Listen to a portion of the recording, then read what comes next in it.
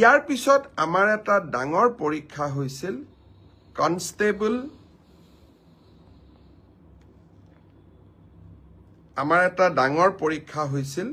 সেইটো হল constable UB constable AB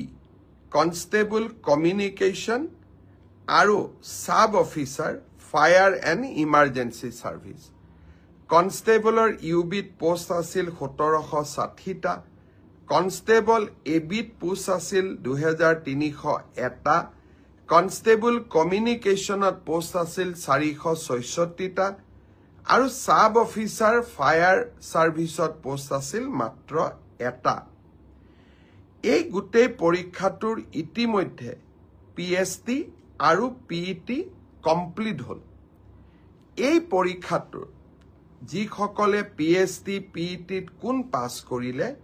ইয়াৰে ৰিজাল্ট অসম আৰক্ষীয়ে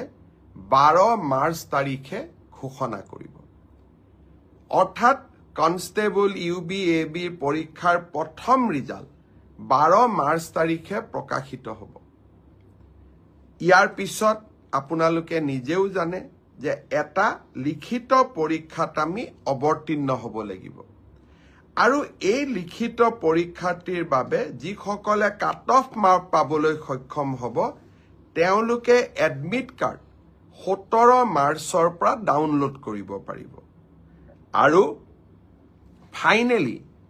এবি ইউবিৰ ৰিটেন টেষ্ট 23 মাৰ্চত অনুষ্ঠিত হ'ব